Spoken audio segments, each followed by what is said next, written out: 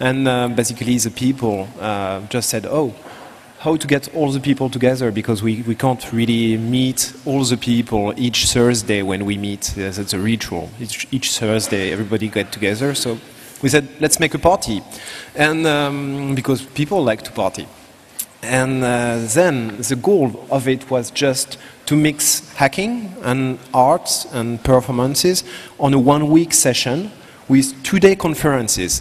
So these 2-day conferences first were regular hacker conferences style, a bit like HIP or all the more expensive conferences.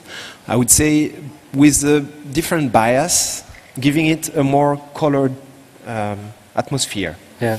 Trying to get some people who wouldn't fit usually in security conference and try to, well, you know, to get into the social changing capability and effect that hacking has on our daily life.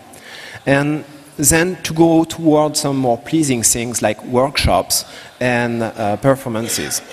And what we had was a great mix, actually such a mix that I think we won't be able to do it again like it was. Crazy things happen. We even have some kinkiness creeping hacker scene, and usually that doesn't mix. So that was quite funky, yeah, funny and funky. So the thing is, it's quite an experience to live, and the goal of the Temp Lab is exactly what is in the name. It's to create something that you'll be proud to live and to change society with, and you'll be part of it and not try to find a new golden seat where people stay and creep into some new cathedral. Our goal is to clone the bazaar. Our goal is to show to people that anybody with very few space can run a hackerspace and with no organization at all. Create a hackerspace fest, which was, to me, a great success. 200 people, it's small, but it was just so much fun, so much sharing, and so much new connection. Practical work, I say nothing during Hackerspace Fest. That was no great invention. But the thing is, we created many sparks in the eyes of so many people that got the idea to, hey, let's make a hackerspace. And we see hackerspaces popping up in Brussels, in Montreal, everywhere. That's the goal of it, to share the fun, share the passion, and even with our broken English, try to communicate with people. So basically, that was it. Well, yeah, the language of the internet is broken English, right? So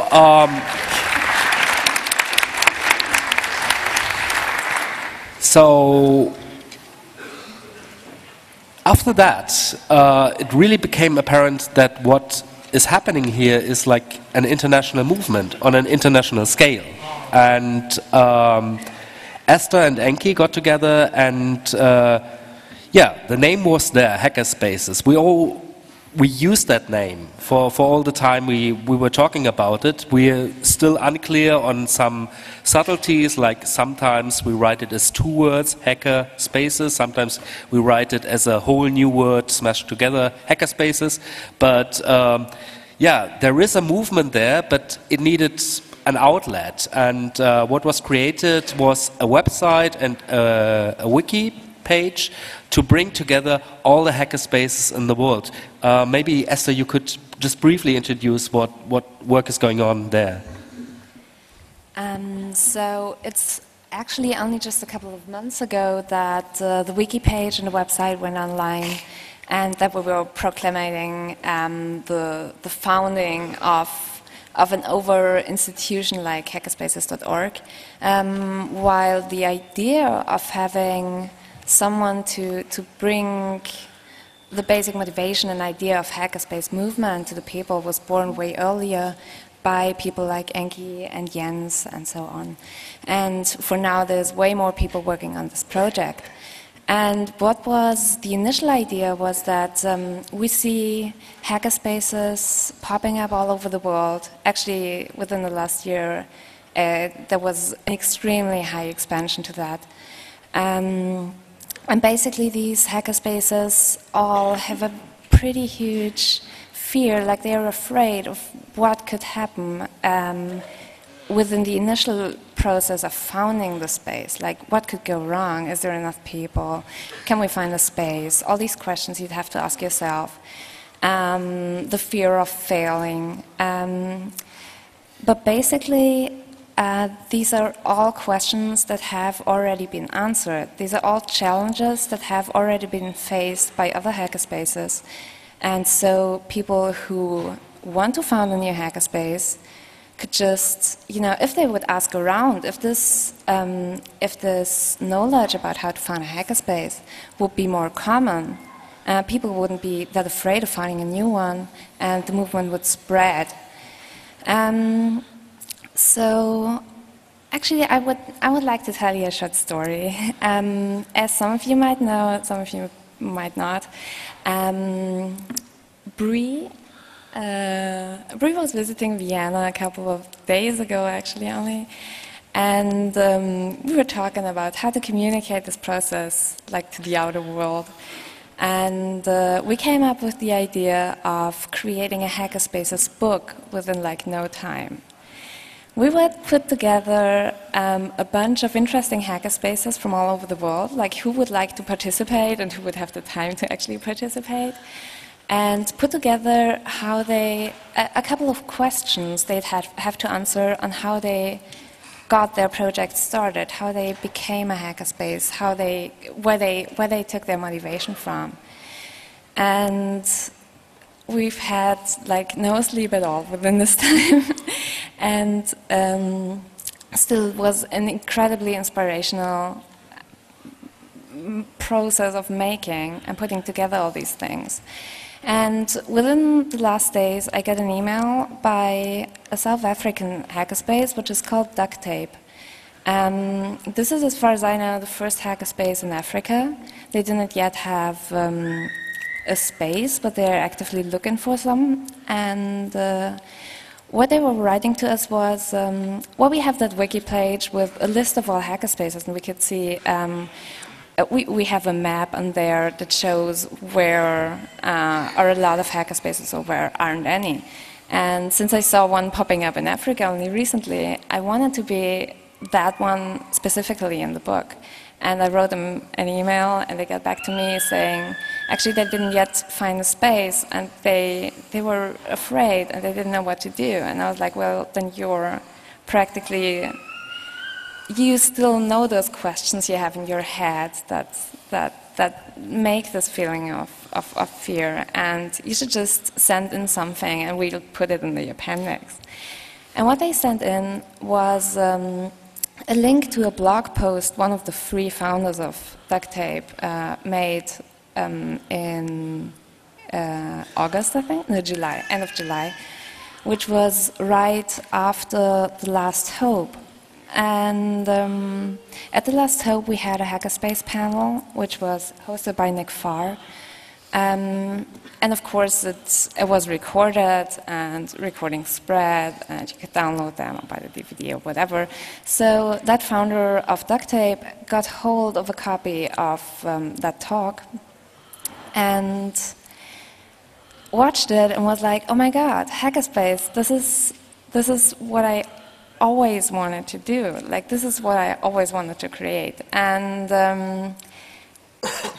although he had felt the urge of doing open source projects or other projects in a team together with other people before, he had never before heard of the idea of hackerspaces or the term itself. So he got inspired by this panel talk so much that he put out this blog post and was asking for people to get back to him and say if they were interested in creating a hackerspace. And by now, they are a group of 12 people, still expanding. And only just within the last 4 days that I got back to him saying that I was very, I don't know, I was so happy to hear this. They were happy to get this feedback, also from hackerspaces.org, and they were looking into legal structures and spaces, and put a huge effort in all this, and got a few steps further. Yeah. So one of the goals of this panel is actually to give you a guilt trip, like if there's not a hackerspace in your city, after this panel you should go out and meet with other people from that city and build one. And if people are actually building hackerspaces in Africa, your excuses are invalid, right? But people will tell you about bootstrapping being the hardest part of building a hackerspace, and one place that did the bootstrapping very thoroughly, so to say, is Noisebridge in San Francisco. And in my opinion, I know there's a lot of local rivalry going on, but if there should be one place in the world where there should be a hackerspace, then it's definitely San Francisco, with its closeness to Silicon Valley and its history of the counterculture and whatever. It's just the place for a hackerspace, but yet it didn't have one until September this year, right? So Jake, tell us the story of what took you so long with bootstrapping Noisebridge. Well, so, I mean, hackerspace as a concept is kind of an interesting thing. I mean, I sort of have always considered the CCC sort of similar to the occult clubs of the late 19th century. It's like studying esoteric knowledge, just like really strange things, being interested in all sorts of facets of the world, basically. And Noisebridge is definitely not the only hackerspace in San Francisco. It's just, I guess, the one that's most closely identifying with hackerspaces. Like, there's like the Flower Shop. There used to be a place called New Hack City.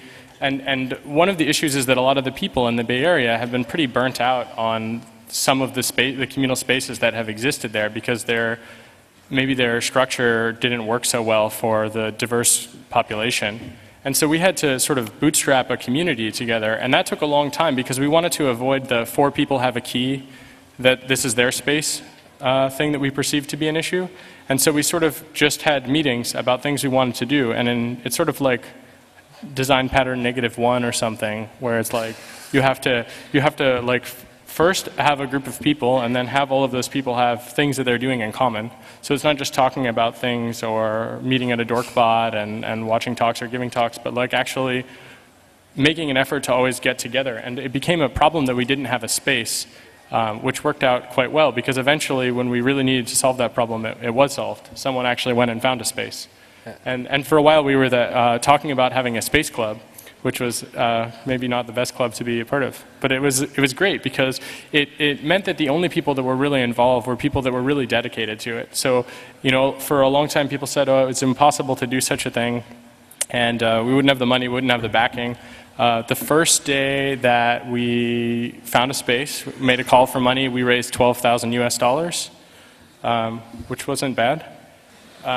So we were basically in the black our very first month, and we still have like 10 grand in the bank or something like that, paying our rent. And we came up with an organizational structure where the leaders have all of the responsibility they want to take and all of the liability that comes with it without any extra benefits.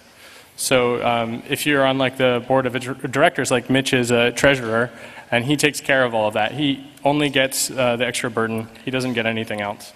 And he does this because he really loves it, which creates this really interesting power vacuum, which is that a lot of people tried to be in a position where they could really direct the space. And there was, every time you try to climb the ladder, even if you bring your own ladder, you don't like get anywhere, because you just end up having a bunch of liability, and if you don't work really hard, you hang yourself. And so it took a long time to get people that were interested in that, because this is a concept that I think is actually kind of foreign to a lot of Americans. Sharing and so on is, I mean, it's something that, you know, supposedly San Francisco embodies, but like it was like, you know, after the Summer of Love, you could get mugged in the Haight-Ashbury, so it's maybe kind of a rumor. So it's been an interesting experience, because we run basically like an anarchist collective, but we shy away from the term anarchist collective because there's one around the corner. We don't want to like bite their style. Station 40. So they like squatted an old post office or something. So it took us a long time, because we wanted to make sure that it wasn't like one person or 10 people, but rather a community of people that really felt like it belonged to them. Like after a month, people stop asking if they can paint on the walls. And if they want to paint on the walls, they just do it. Or if they want to like build a new shower, they do it, or build a dark room, they just do it. Because they've become enough of the community that they know that they have the authority